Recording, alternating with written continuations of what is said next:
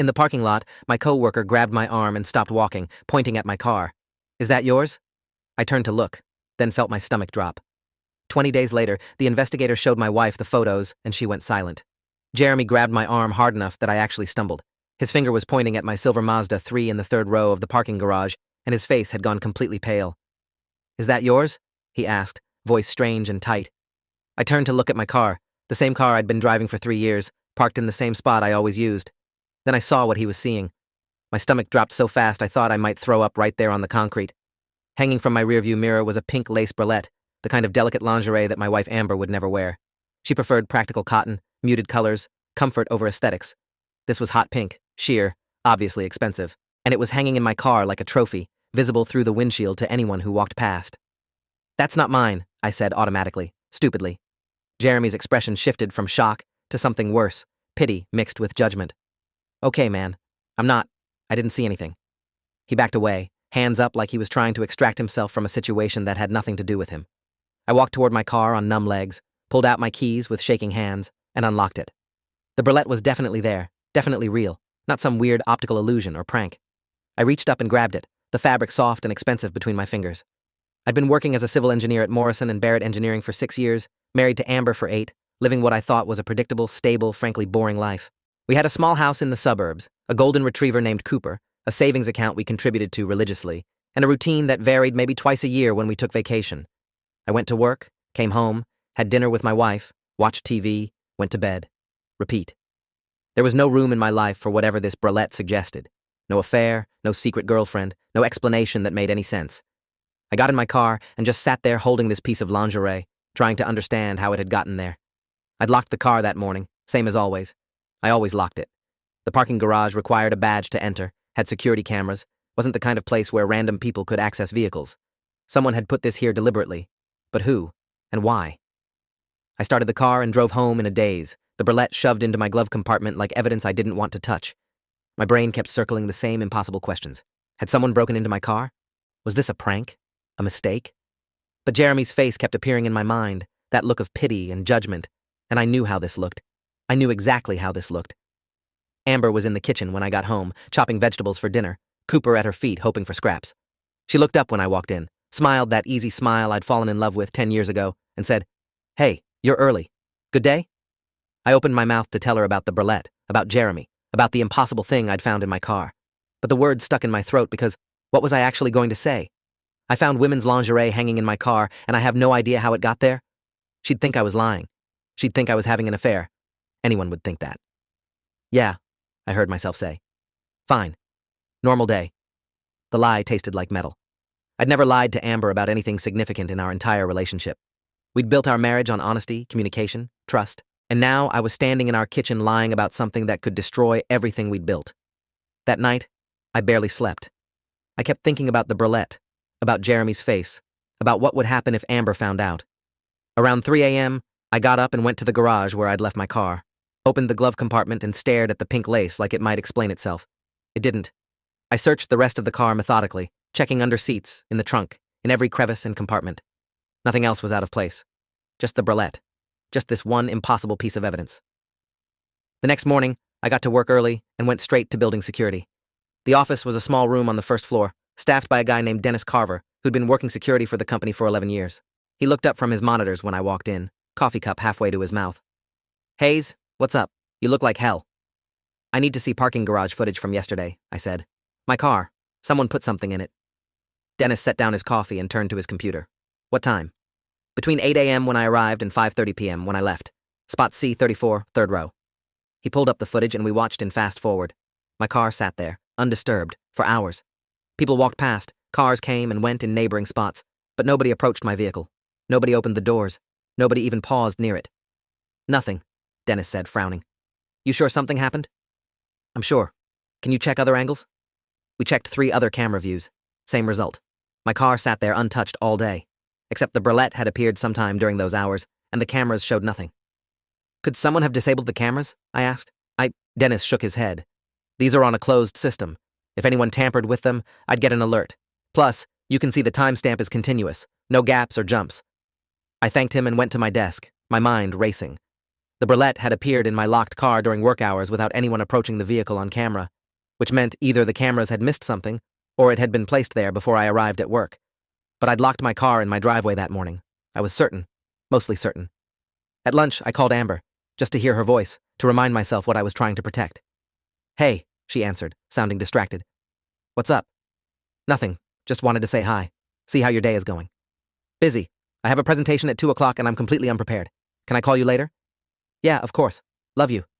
"Love you too." She hung up. I sat there holding my phone, thinking about how normal we sounded, how stable everything had been until yesterday, how quickly it could all fall apart. That evening, I checked my car before leaving work. No new items, no pink lace, nothing out of place. I drove home, pulled into the driveway, and sat there for a long moment before going inside. Cooper greeted me at the door, tail wagging, pure and uncomplicated. Amber was on the couch with her laptop, finishing work. "Hey," she said without looking up. "Dinner's in the fridge if you're hungry. I ate already." I heated up leftover pasta and ate standing at the counter, watching her work, wondering what she'd think if she knew. Would she believe me? Would she trust me? Our marriage had always been solid, but how solid was solid when faced with physical evidence of betrayal? 3 days after finding the brulette, I found something else. This time it was a receipt, tucked into my sun visor, for a hotel room at the Westfield Marriott. Date, last Friday. Room charge, $289. The name on the receipt was mine. My credit card number, last 4 digits visible. I stared at that receipt for a full minute, trying to remember where I'd been last Friday. At work. All day. I'd had meetings from 9 a.m. to 4:30 p.m., then gone home. I hadn't been to the Westfield Marriott. I'd never stayed at the Westfield Marriott. But here was a receipt with my name and credit card information, time-stamped 2:17 p.m. on a day when I could prove I was elsewhere. I called my credit card company from the parking lot. The automated system confirmed a charge from Westfield Marriott for $289 on the date in question. When I spoke to a representative, a woman named Patricia Lennon, who sounded bored until I explained the situation, she pulled up the transaction details. "The charge was processed in person at the hotel front desk," she said. "Chip reader transaction, not keyed in manually." "That's impossible," I said. "I didn't make that charge. Someone used my card fraudulently." "Do you still have the card in your possession?" I checked my wallet. My credit card was there, right where it always was. "Yes, I have it." "Then we'll need to file a fraud claim. I'm sending you the forms now. You'll need to sign and return them, and we'll investigate. The charge will be reversed pending the investigation." I filled out the forms in my car, hands shaking so badly I could barely write. Someone had used my credit card, at a hotel, on a day when I was at work. Someone who apparently had access to my card information, who knew my name, who was deliberately creating evidence of an affair I wasn't having. The hotel receipt wasn't just random. It was targeted, calculated, meant to look like I was meeting someone for an afternoon tryst while my wife thought I was at work. I drove home that night with 2 pieces of evidence locked in my glove compartment. The brulette and the receipt. Both impossible. Both damning. I still hadn't told Amber. The lie was getting bigger, harder to maintain, but I kept thinking I could figure this out before it became necessary to involve her. I could track down whoever was doing this, could prove it was a setup, could make it all go away before it damaged my marriage. That weekend, Amber wanted to go grocery shopping together. We walked through the supermarket like we had hundreds of times before, arguing mildly about whether we needed more paper towels, debating what to make for dinner that week. Normal, domestic, comfortable. Except I kept thinking about the brulette and the receipt, about what she'd say if I told her, about the bomb waiting to explode our normal life. "You okay?" Amber asked, putting cereal in the cart. "You've been weird all week." "Just work stress," I said. Another lie. New project has some tight deadlines. She accepted this without question because I'd never given her a reason not to trust me. That trust felt like a weight around my neck. Monday morning, I found item number 3. A photo, printed on glossy paper, tucked under my windshield wiper in the parking garage. The photo showed a woman, mid-30s, dark hair, attractive, standing in what looked like a hotel lobby. She was smiling at the camera, one hand raised in a small wave. I'd never seen her before in my life. But on the back of the photo, written in neat handwriting, "Can't wait to see you again. L." My hands were shaking so badly I almost dropped it. Someone was building a case. The brulette, the receipt, now a photo. Each piece adding to a narrative of infidelity, creating a trail of evidence that pointed to an affair I wasn't having with a woman I'd never met. I went straight to Dennis at security, showed him the photo. "This was on my car this morning. I need to see who put it there." We pulled up the footage from that morning. I'd arrived at 7:45 a.m., parked in my usual spot, walked into the building. At 8:03 a.m., a figure in a dark hoodie and jeans approached my car, placed something under the wiper, and walked away. The camera angle didn't catch their face, and they kept their head down like they knew exactly where the cameras were. "Can you track where they went?" I asked. Dennis followed the figure through different camera angles. They walked through the parking garage, exited through a side door that led to the street, and disappeared. No badge scan, no vehicle to track, nothing that would identify them. I can file a report, Dennis offered. This is technically trespassing and harassment. Do it. File everything. I need documentation of all of this. I took the photo to my desk and stared at it, trying to understand. Someone was going through elaborate lengths to make it look like I was having an affair. Someone who had access to my car, my credit card information, and the ability to move through my life without being detected. Someone who knew my schedule well enough to plant evidence when I wouldn't notice. The question was who and why. That evening, I finally broke. Amber was making dinner, humming along to music playing from her phone, and I just couldn't carry it anymore. I need to tell you something, I said. She turned off the stove, turned to face me. The look on her face said she'd been waiting for this, that she'd known something was wrong. Okay, she said carefully. I pulled out my phone and showed her the photos I'd taken. The bralette, the receipt, the photo of the mystery woman. Laid out all 3 pieces of evidence like a prosecutor presenting a case. I found these over the past week. Someone is putting them in my car, making it look like I'm having an affair.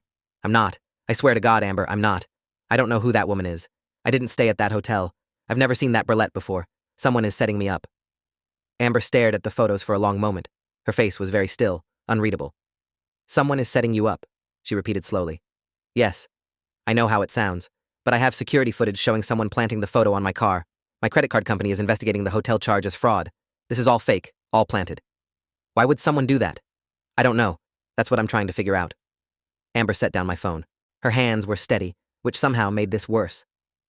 When were you planning to tell me about this? I wanted to figure it out first, to have answers before I worried you. You found lingerie in your car a week ago, and you're just now mentioning it because you wanted to protect me? Her voice was rising. That's not protecting me, Ethan. That's lying to me. I know. I'm sorry. I just thought... What did you think? That you could solve this mystery before I found out? That you could make it all disappear and I'd never know? She was right. I'd been trying to control the narrative, to fix it before it became real. I'm sorry, I said again, helplessly. Amber picked up my phone, looked at the photos again. This woman. You really don't know who she is? I've never seen her before in my life. And the hotel receipt. Where were you that Friday? At work. I had meetings all day. I can show you my calendar, my emails, everything. She nodded slowly. Okay. Show me. I pulled up my work calendar, my email history, everything that proved I'd been at the office that day. Amber reviewed it all methodically, checking timestamps, cross-referencing meetings. This shows you were at work, she said finally. It doesn't prove you didn't leave during lunch or between meetings. I didn't. Amber, I swear I didn't. She looked at me for a long moment, and I couldn't read her expression. I want to believe you, she said quietly. But I need more than your word. If someone really is setting you up, we need to find out who and why. And we need to do it together. No more secrets, no more trying to protect me. Agreed? Agreed. That night, we sat at the kitchen table and made a list. Everyone who had access to my car keys, Amber, me, my parents who had a spare set, and technically anyone at work who could access the key box in my desk drawer, though that was supposed to be secure. Everyone who had my credit card information, Amber, me, and anyone I'd used the card with recently, which was dozens of merchants and online retailers. Everyone who knew my schedule well enough to plant evidence at the right times, coworkers, friends, family, basically anyone who followed me on social media or paid attention to my routine. The list was long and useless. We need professional help, Amber said. This is beyond us. Like the police? Maybe. Or a private investigator. Someone who actually knows how to track this kind of thing. The next morning, I called a private investigation firm that Amber had found online. Blackwood Investigations, operated by a woman named Rebecca Blackwood, who had 19 years of experience in corporate fraud and personal security. Her website looked professional, her rates were high but not outrageous, and her reviews suggested she was thorough. We met her at her office Wednesday afternoon. Rebecca Blackwood was in her mid-50s, salt and pepper hair pulled into a neat bun, wearing a blazer that suggested both professionalism and the kind of person who didn't tolerate nonsense. She listened to our story without interrupting, taking notes in a leather-bound notebook, occasionally asking clarifying questions. You're right that this is targeted, she said when we finished. Random pranks don't involve credit card fraud and multiple pieces of coordinated evidence.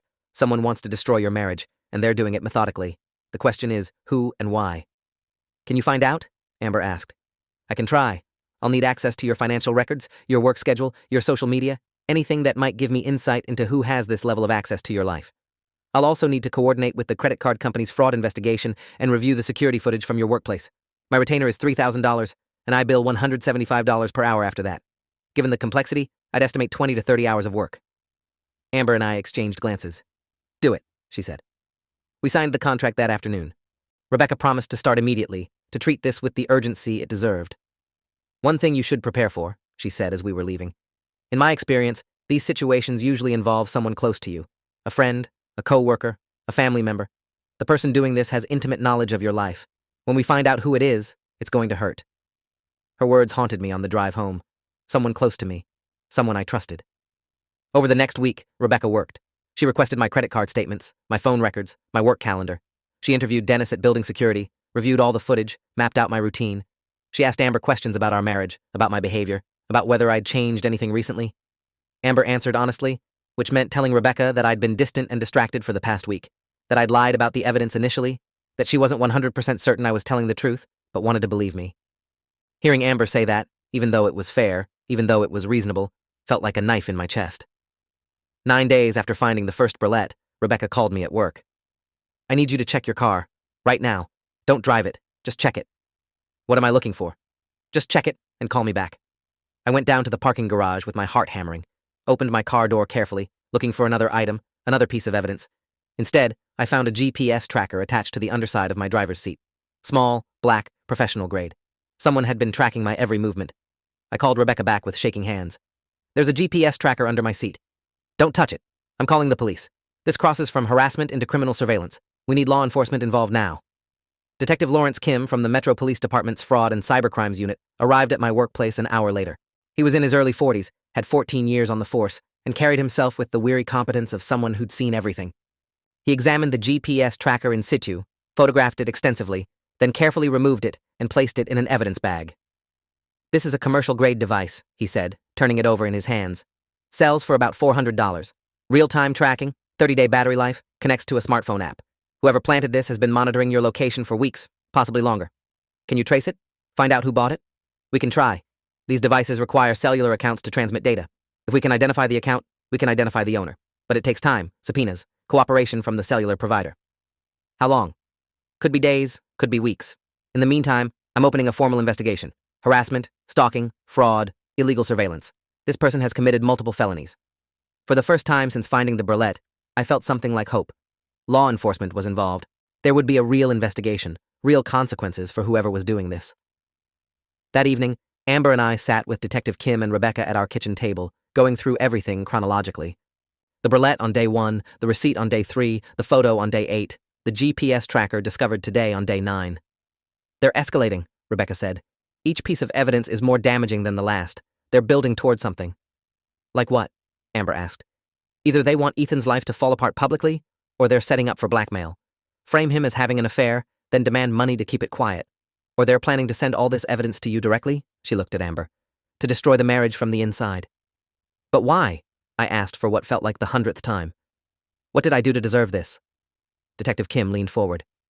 In my experience, this level of targeted harassment usually stems from one of 3 things: revenge for a perceived wrong, elimination of competition for something they want, or obsession. Does anyone fit those categories in your life? I thought about it. Really thought about it. Was there anyone I'd wronged? Anyone I'd beaten out for a promotion or a contract?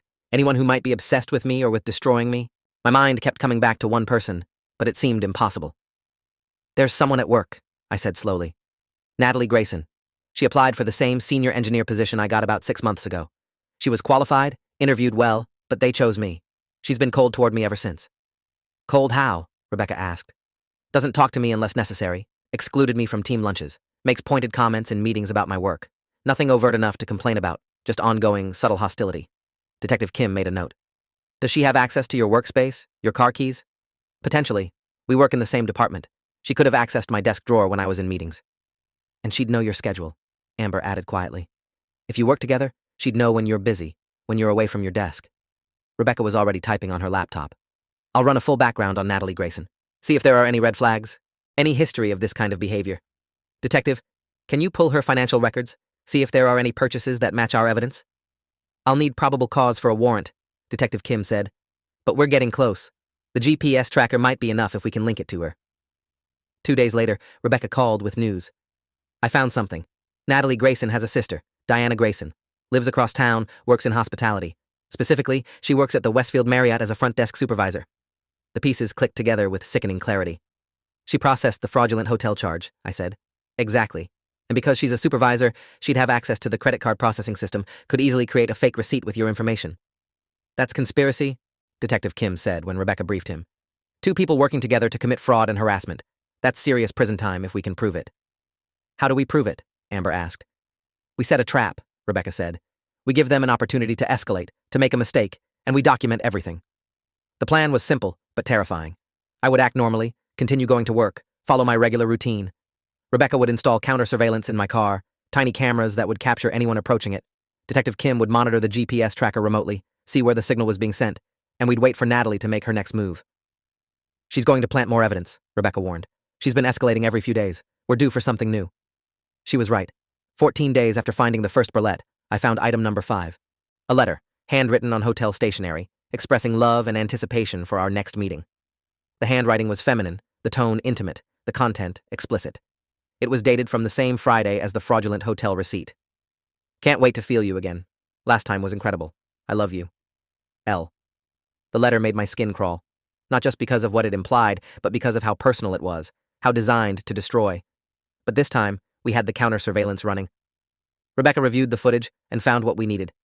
Natalie Grayson, captured on camera at 11:37 a.m., approaching my car in the parking garage. She looked around carefully, checking for witnesses, then quickly opened my car door using what looked like a universal key, placed the letter on my passenger seat, and walked away. The whole interaction took less than 20 seconds. We've got her, Detective Kim said, watching the footage. Breaking and entering, planting false evidence, conspiracy to commit fraud. Combined with her sister's involvement in the hotel charge, we have enough for arrests.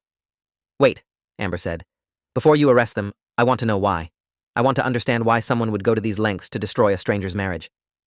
Detective Kim shook his head. We may never get that answer. People like this don't always have rational motivations. I can try, Rebecca offered. One final interview before the arrests. See if I can get her talking. Rebecca arranged to meet Natalie for coffee, posing as a potential client for a freelance engineering project. She wore a wire, and Detective Kim listened from a surveillance van parked nearby. I waited at home with Amber, listening to the audio feed through a laptop Rebecca had set up for us. The conversation started professionally. Rebecca asked Natalie about her qualifications, her experience, her rates for consulting work. Then, carefully, she steered the conversation toward workplace dynamics. I heard you work at Morrison and Barrett. How's the culture there? Natalie's voice went tight. It's fine if you're part of the boys' club. If you're a woman who actually earned your position, it's a different story. Sounds frustrating, Rebecca said sympathetically. Very. I watched a less qualified man get promoted over me because he played golf with the VP. Watched him coast on mediocrity while I worked twice as hard for half the recognition. Anyone in particular? Ethan Hayes. Natalie's voice dripped with venom.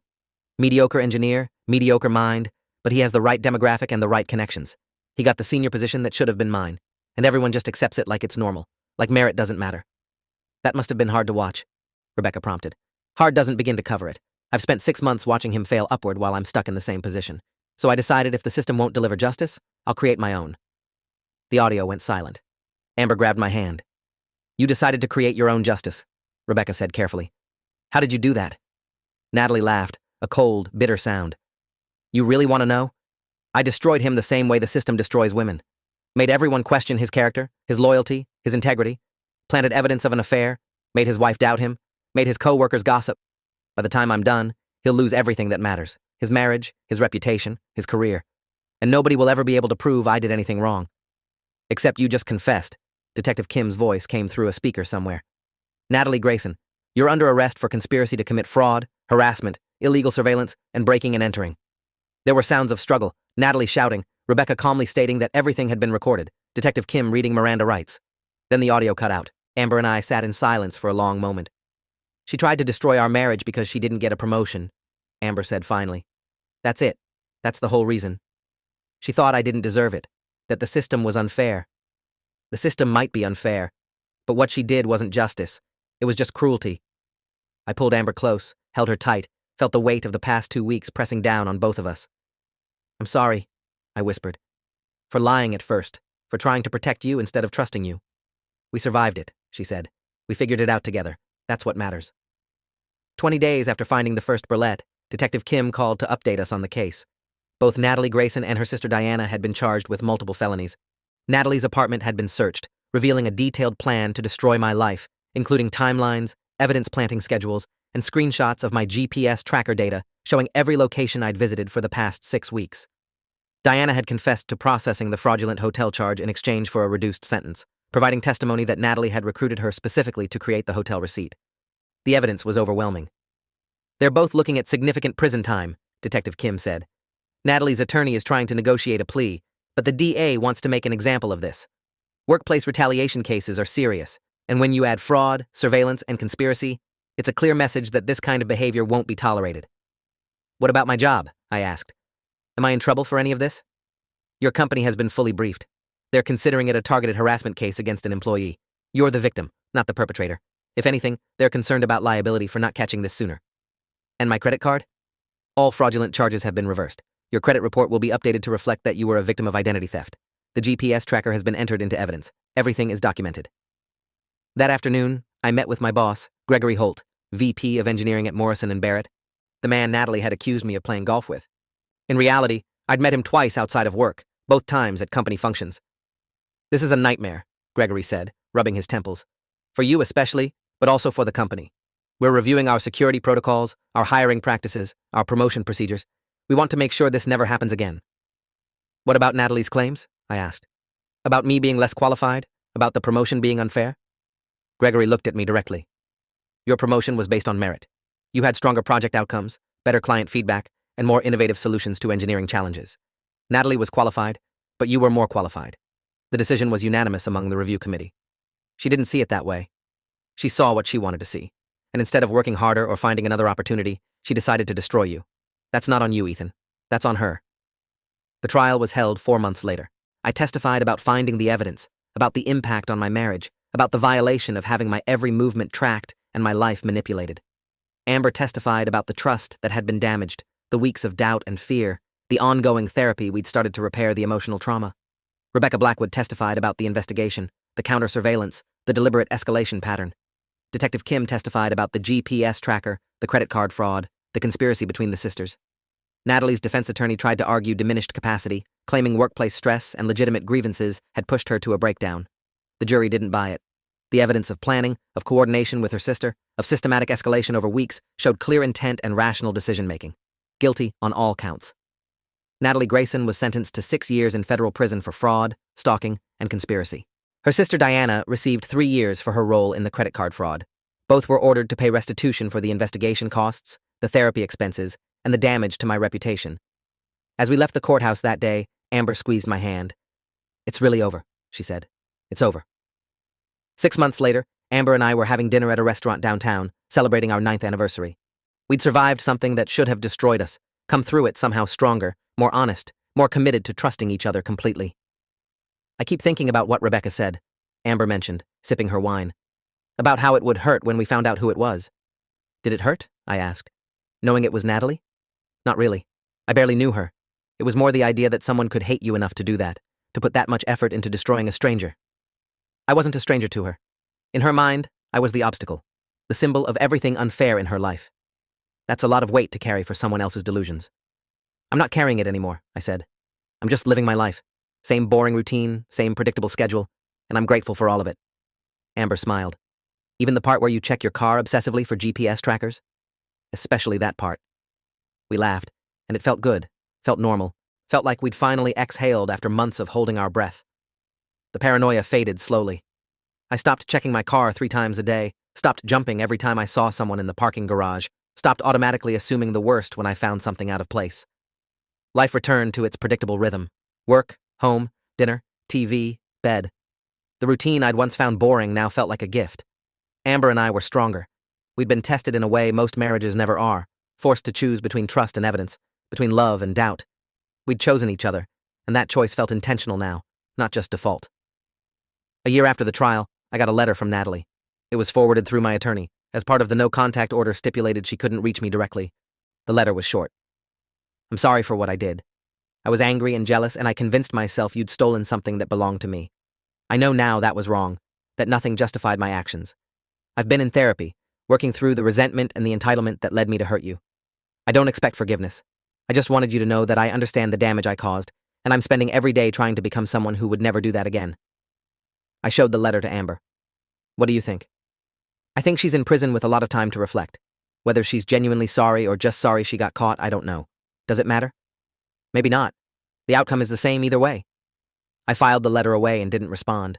Forgiveness wasn't something I owed her, and I wasn't carrying anger anymore anyway. She'd made her choices and was living with the consequences. That was enough. Looking back, the thing I remember most clearly isn't the fear or the doubt or the violation. It's standing in that parking garage with Jeremy, looking at that pink bralette hanging from my rearview mirror, feeling my stomach drop as I realized my entire life was about to change. And it did change. Just not in the way Natalie had planned. My marriage didn't fall apart. My reputation didn't crumble. My career didn't end. Instead, I learned that trust can survive evidence when it's built on years of honesty. I learned that the truth eventually surfaces if you're patient and methodical and willing to ask for help. I learned that some people will hate you for succeeding, and there's nothing you can do about that except keep living your life with integrity. And I learned that boring is beautiful, predictable is precious, routine is a gift. The pink bralette that started everything is in an evidence locker somewhere, part of a case file that will eventually be destroyed when the retention period expires. Sometimes I think about it, about that one piece of fabric that could have ended my marriage if I'd handled it differently, if Amber hadn't chosen to believe me, if we hadn't fought to uncover the truth. But mostly, I don't think about it at all. Mostly, I think about coming home to Amber and Cooper, about making dinner together, about the comfortable silence of two people who trust each other completely, about the life Natalie tried to destroy and accidentally made stronger. 20 days changed everything, and nothing at all. Thanks for watching till the end. Make sure to subscribe and like to not miss the next story.